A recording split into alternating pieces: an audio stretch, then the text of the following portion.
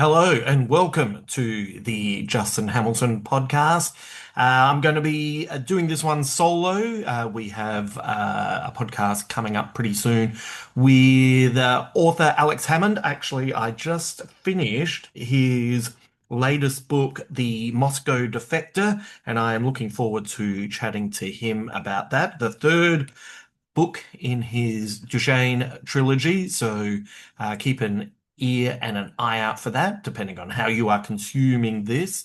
So today I am going to be just hanging out by myself and I'm going to be talking to you about a couple of movies that I saw. One that I can't really discuss because it's difficult to discuss it, which will be explained soon. And the other one is a film that I'll go into without too much in the way of spoilers.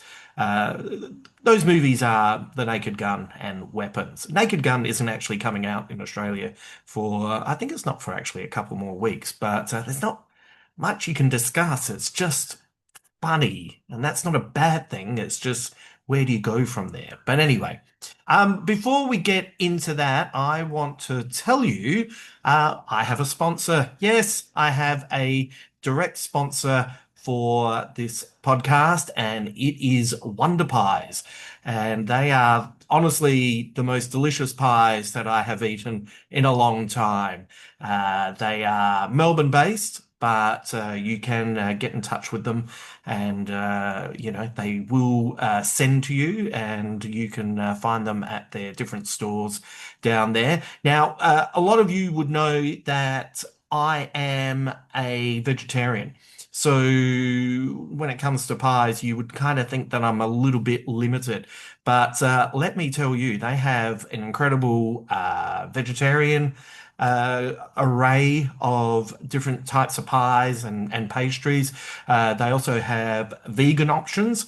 When I went to one of their locations in Melbourne, the woman who was serving me said, "Hey, I just need to tell you that this beef pie, that is a vegan beef pie, you have to be wary because vegetarians and vegans keep thinking we've served them real beef." And I went, "Yep, no worries." And I thought, okay, it's good to be warned. And then I ate it and I thought, oh, goodness, I'm glad she warned me because I would have thought that this was real meat. It was so on the money. Cauliflower, leek, and cheese vegetarian pies. What else have they got? There's the cheeseburger pasty. There's all sorts of different options, and then of course there are meat lover pies. And what I like about them is that they get the perfect ratio of crust to filling. It's perfect. Like they've absolutely nailed it. Ray Capaldi is the man behind Wonder Pies, and I can't tell you enough how he has absolutely nailed it. So a big thank you to Wonder Pies who approached me, and you know what? It really helps when you enjoy the food. This is not going to be one of those things where I'm doing a read or doing anything along those lines where you think you've never had anything to do with that before. I have with this, and it was delicious. So Wonder Pies, head to their website, wonderpies.com.au, and let me just check that because I am actually doing this. Yep, wonderpies.com.au. I am not doing this off script because I don't need to because they're delicious. So there you have it. All right, let's get into discussing the latest film by Zach Kreger. I don't know if did we talk about it on this podcast before, but his first film, Barbarian. I was a little bit late to the party. I'm not really a big horror fan because I am what the kids would call a bit of a wuss. There are horror films that I like, and I've put together a little run of my top five favorite horror films at my Substack, where you can read Dispatches from the Fury Road, my ongoing blog. That's migrated over there. That's at justinhamilton.com. Sorry, Justin Hamilton Comedian at Substack. But I'll discuss my top five favorite films there. But uh, yeah, I'm a bit of a wuss when it comes to movies, horror movies like this.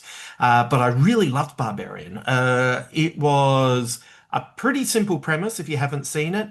It's about a woman who has booked an Airbnb and she turns up and it's dark and it's raining and it feels like there's the whole street is asleep. And when she gets to the door and goes to get the keys are there because someone else is already there.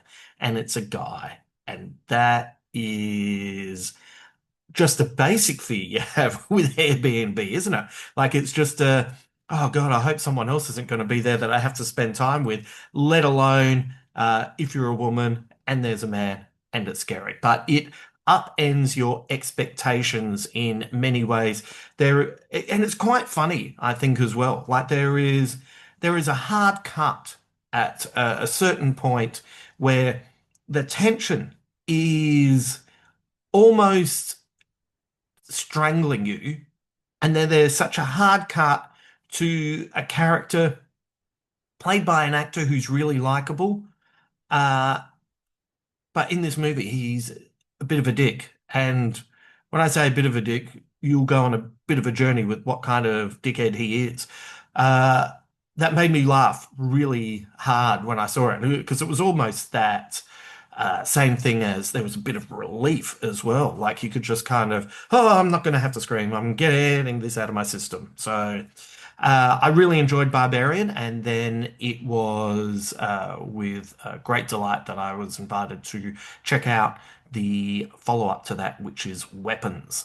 Um, this is really fun. I had a really good time in the cinema with this. Once again, a masterful blend of tension and weirdness and quite funny as well. So, for those of you who aren't across it, the once again the premise is really nice and simple. Uh, uh, at 2:17 a.m. One night, 17 children just get out of bed and run off into the night, and that is all you really need to know at the start of the film. Look, I'm going to talk a little bit more about it. I'm going to try to not do too much that's spoilery, but if you'd rather not know anything, maybe just stop the podcast here and you can come back to it later. You know I'm going to be raving about it, but I will talk a little bit about how it's constructed. So if you don't want to know that, duck out now, come back later. But if not, if you're going to hang around, I promise I'm not going to give away too much. Just a little bit of how the movie's put together and how it plays out. So, what's interesting is these 17 children disappear, and there's just filmed footage from people's home cameras and their security cameras and things like that. And not only do the kids run off into the night, but they do that thing where they've got their arms outstretched, like they're, pretending to be aeroplanes. And uh, that's such a tasty little treat because if they just ran off, that would be weird and creepy. But the fact that they're doing something that looks quite playful really makes it, in a weird way, actually creepier. So nobody knows what's happened. And the next day at the school, when all the parents are sort of saying, hey, where have my kids gone? They're all from one class. So one class has had 17 children disappear, which is just about all of the kids except one. There is one quiet boy who is still left in that class. So the beginning of this movie is we're following the character Justine, who is played by Julia Garner, who is having a heck of a summer, by the way. Um, and she is the target for everyone's fears and they're wanting to blame someone.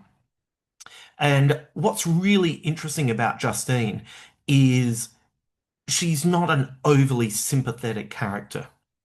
And that is also another fun choice because you're a little bit kind of, well, like, did she have something to do with it? She's kind of prickly and she's kind of selfish and she's kind of self-destructive and she's a little bit, oh, what did I do wrong without ever taking on the fact that maybe there's been times as a teacher she's done things that are to her, hey, I'm just trying to help out, but are kind of overstepping the line in this current climate. So it's a really interesting performance, and it doesn't mean you don't have empathy for her, but she's not uh, someone who is going to be quietly a victim. She has more agency than that, and that makes her a more compelling first character to me. Now, what do I mean by first character? Kreger has talked about Paul Thomas Anderson's Magnolia as being a kind of influence on this, and what this film does is it kind of goes from it doesn't stay with Justine all the way. It goes back and forth between a few different characters. And what happens is the story is consistently moving forward, like it might step back just a little bit to create a bit of momentum, but for the most part, the storyline is constantly moving in the right direction. Uh, so you go from Julia Garner to playing Justine to Josh Brolin playing one of the dads, Archer, and he is on a mission to find out what happened to the children. And maybe I'll just kind of leave it there with how it breaks down from there.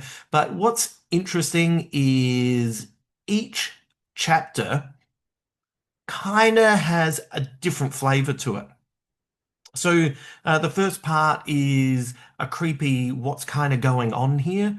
This is you're quite tense all the way through it. And then the Archer storyline is almost like a, you know, low level true crime detective story. I'm being a bit broad with that as a title, but he's doing some work trying to work out uh how this could have all happened, where the children could have gone.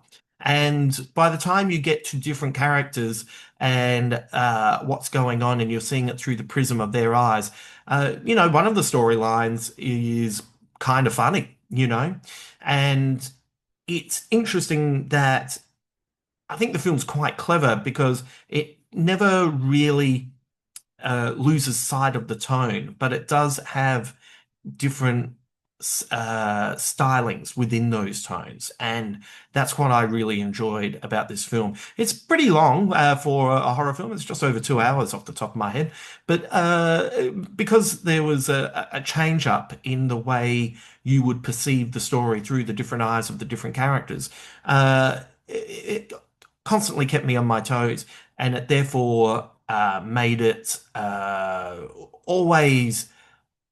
I couldn't get into a groove because that groove kept kind of changing a little bit. So that meant I was focused on it the whole time. So I really enjoyed this film. I won't get into any of the other characters, but it had some of my favorite actors of late. Benedict Wong, who he's just really good. He's just a really good actor who somehow is able to be empathetic and understanding, and can also be quite funny.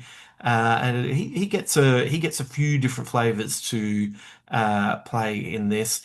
Um, Austin Abrams, who I thought was really funny in Wolves. I'm probably one of the few people that enjoyed that movie. To me, the only thing that's really annoying about that film is it should be called Wolves. But apart from that, I thought that film was fine. I thought it was just kind of fun, and I just enjoyed it for what it was. And I thought Abrams was good in that, and I think he's great in this. I think he's really, really good. Um, and then Alden Ehrenreich, who I've been a fan of his since Hail Caesar. I think he gets the best line in Oppenheimer, and you kind of miss that he gets the best line because astutely the camera isn't on him really when he says it. It's on it's the moment right at the end of the film with Robert Downey Jr., who's Strauss has been absolutely incapable of forgetting what happened. I'm going to give away an Oppenheimer moment, but you've had a couple of years now.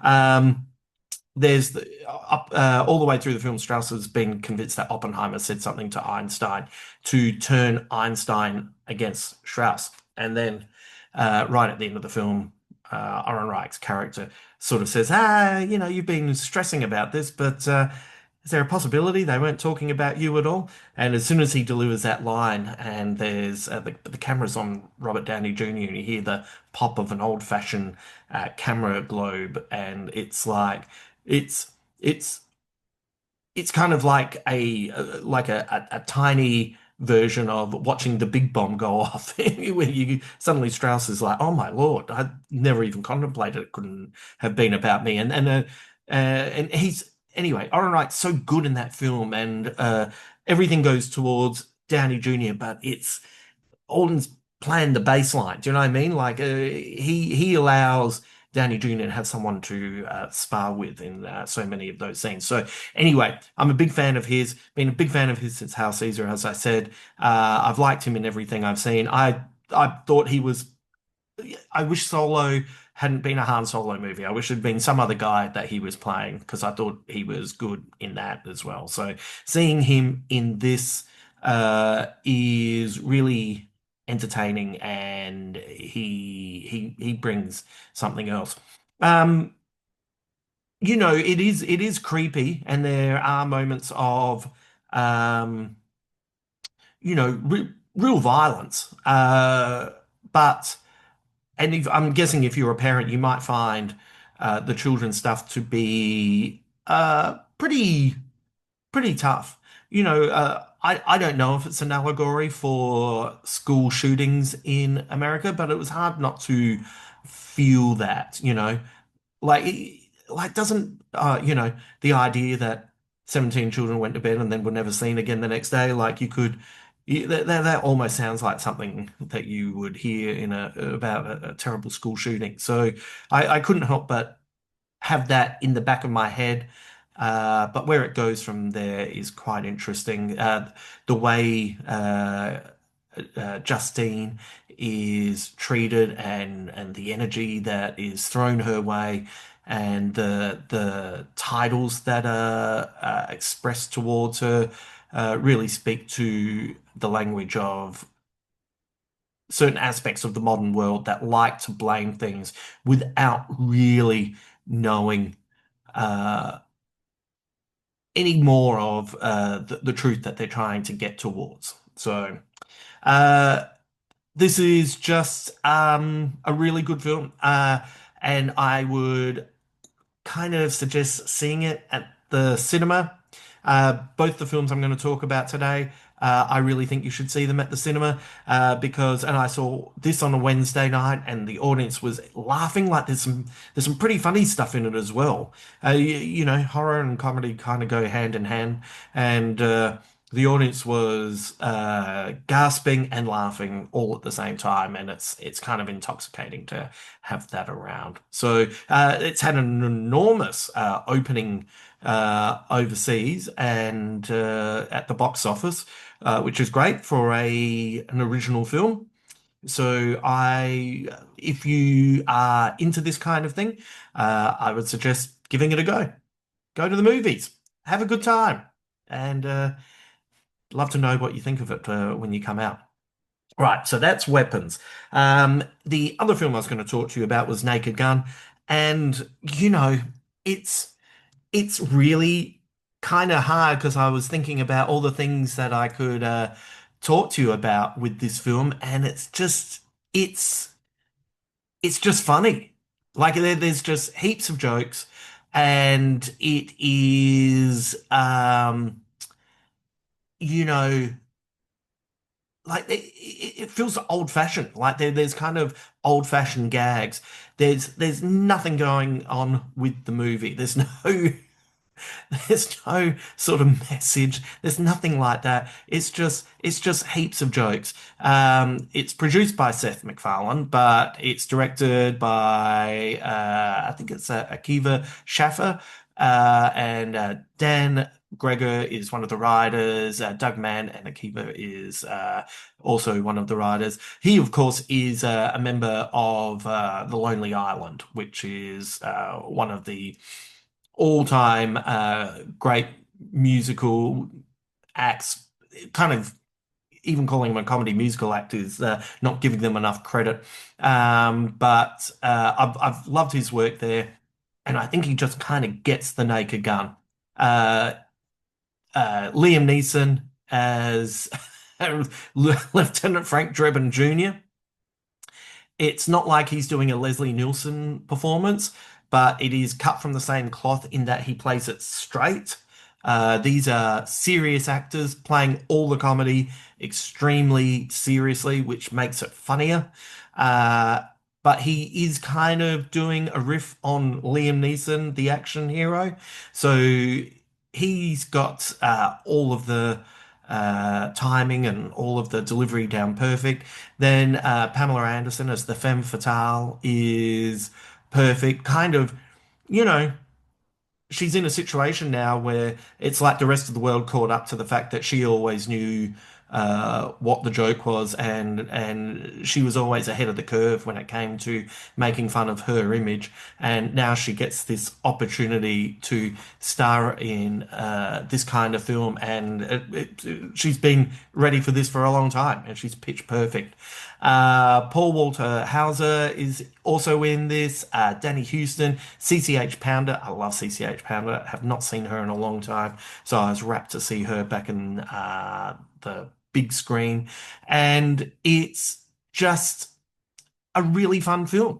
And I know it's kind of a bit boring to just kind of keep saying that, but I don't really know how to describe the film without giving away any of the jokes. And I don't want to give away any of the jokes because I will say this. If you've seen the trailer, don't watch it again because some of the really good jokes are in the trailer. And I understand why you do that because you're trying to get people to go in and see this film. But at the same time, it's a bummer. It's a bummer when something happens. You go, oh, yeah, I've already seen this. So I would avoid the trailer, or if you've seen it once, don't re-watch it and try and get to the cinema and see it sooner rather than later, so nobody ruins anything. But it's silly. It's funny. It allows all the characters to shine in different ways, and the cinema I was in, so I saw Weapons on a Wednesday. I saw this on a Thursday. I saw this one with Tom Gleeson, and we just laughed all the way through it. And we just had a really good time. I think the film, let me just check, it's 85 minutes. 85 minutes. So look, it's not going to be out for I think another couple of weeks in Australia, but uh when it hits, I think it might be like around the 20th of August. When it hits, go and see it. Go with some friends. Like have a couple of drinks, sit back, have a really good time, and it's 85 minutes. You know, by the time you add in all the adverts and the trailers to other films, etc., it'll be, and what, an hour 10, something like that. It won't be that long kind of thing. So I think you'll have a really good time seeing this at the cinema. So and seeing it with people is infectious. Like once again in Weapons, when it was tense, everyone was tense. When you're at a comedy, when everyone laughs, like there was one woman at the film that who was I remember she was kind of sitting on my right and like I honestly thought we'd have to call the paramedics because she was starting to have trouble. Like she was laughing so hard she was starting to wheeze. Like that's nice. I haven't experienced that a long time. And you know, it's nice to be with people having a laugh. So I thoroughly recommend the new Naked Gun. All right, that's it. Hopefully, there was a little bit more energy in my voice. I had someone write to me and tell me that I sound like a serial killer sometimes when it's by myself, and it's like, oh, okay, well, uh, maybe in my desire to not appear to be zany, I was gone too far in the opposite direction. So maybe or hopefully there's a little bit more flavour in the discussion today. All right. Uh, I'll be back soon with Alex Hammond, and there's some other films that I've seen recently that still don't get released for a while. I've seen Eddington. I will discuss that more in a couple of weeks. Uh, I saw one of my favorite films of the year, Sentimental Value, but I don't think that's actually getting released in Australia until next year. It's the follow-up film by Joachim Trier, who made The Worst Person in the World, which was a few years ago one of my favorite movies of the year. So when we get closer to a release date for that, I will let you know about it. Just before you go, if you would like access to bonus podcasts, uh, live shows that I filmed over at patreon.com/ Justin Hamilton. You can either sign up, or if you just want to watch the show, you can buy that. So that's there. If you like my writing and would like to engage with that, I've created a Substack where Dispatches from the Fury Road, which is the ongoing blog I've been writing, that'll still be free. But I'm now writing a new piece called One Foot in the Spotlight. And I'm going to go, I've started right back at the very beginning of my career in 1994, and I'm going to go through the history of everything that I've learnt uh, in the world of comedy and how my writing has changed. So it's going to be informative of uh, how I changed the way I wrote and created things over time, while also telling the story of what it was like to be in the 90s and how different things were then.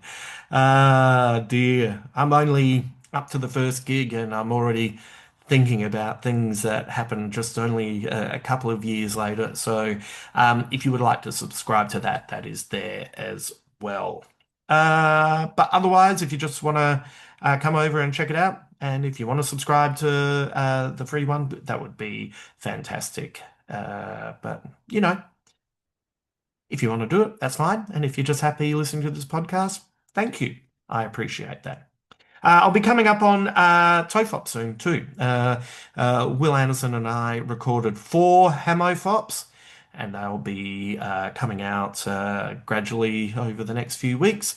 So as soon as I know when the first one's dropping, I'll let you know about that as well. But that was great. We really churned out I think they were all about 70 minutes. We churned out 4 of them, and we were doing well. There was no lag, so that was a good thing to see that Will and I still have a little bit of the magic. Right. Okay. I'm starting to waffle at the end. Thank you to my sponsor, Wonder Pies. And you know what? Thank you to you. Thank you for taking the time to listen to this podcast and engage. And you know what? If you've seen the films, let me know what you think. I'm on Instagram, Justin Hamilton Comedian. You can find me on Threads. You can find me on Blue Sky, and you can kind of find me on Facebook. But if you've seen the films, I'd love to know what you thought as well. And you can, Patreon subscribers, remember you can always write to me there. Oh, you know what?